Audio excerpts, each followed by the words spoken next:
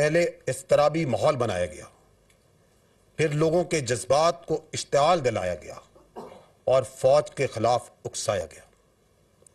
اس سلسلے میں جھوٹ اور مبالغہ آرائی پر مبنی بیانیاں ملک کے اندر اور باہر بیٹھ کر سوشل میڈیا پر پھیلایا گیا اور اس شرانگیز بیانیے سے لوگوں کی ذہن سازی کی گئی۔ اب تک کی تحقیقات میں بہت سے شواہد مل چکے ہیں اور مسلسل مل رہے ہیں۔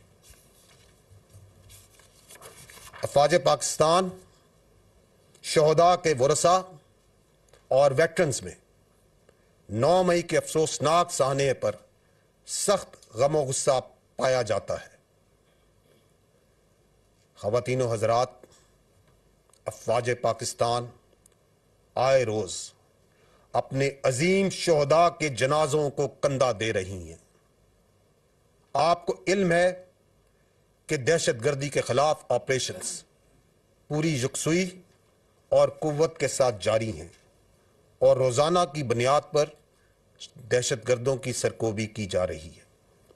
لیکن جہاں ایک طرف پاک فوج یہ قربانیاں دے رہی ہے تو دوسری طرف بدقسمتی سے اپنے مذموم سیاسی مقاصد کے لیے ایک جھوٹے بیانیے پر افواج پاکستان کے خلاف گھنونا پروپیگنڈا کیا گیا، یہاں تک کہ شہدائے پاکستان کے خاندانوں کی دل آزاری کی گئی۔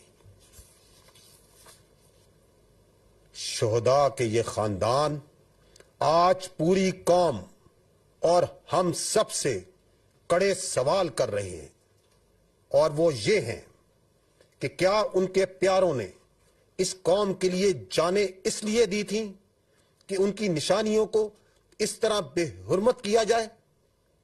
کیا اپنے مذموم سیاسی مقاصد کے لیے حاصل کرنے کے لیے کچھ شرپسند عناصر شہداء اور غازیوں کی قربانیوں کو سیاسی ایجنڈے کی بھینٹ چڑھا دیں گے؟ اور وہ لوگ جنہوں نے اس گھنونے عمل کی منصوبہ بندی کی، وہ لوگ قانون کے کٹہرے میں کب لائے جائیں گے؟ شہداء کے یہ ورثاء ہم سب سے اور بالخصوص آرمی چیف سے بار بار یہ سوال کر رہے ہیں کہ کیا وہ روزانہ شہید ہونے والے اپنے آفیسرز اور جوانوں کی حرمت کا ان شرپسندوں سے مستقبل میں تحفظ کر سکیں گے؟ شہداء کے ورثاء اور آرمی کے تمام رینکس ہم سب سے یہ سوال اٹھا رہے ہیں کہ اگر ہماری قربانیوں اور ہمارے شہداء کے تقدس کی اسی طرح بے حرمتی ہونی ہے تو ہمیں اس ملک کی خاطر جان قربان کرنے کی کیا ضرورت ہے؟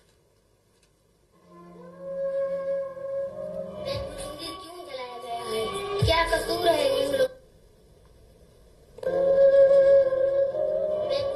کیوں جلایا گیا ہے؟ کیا قصور ہے ان لوگ؟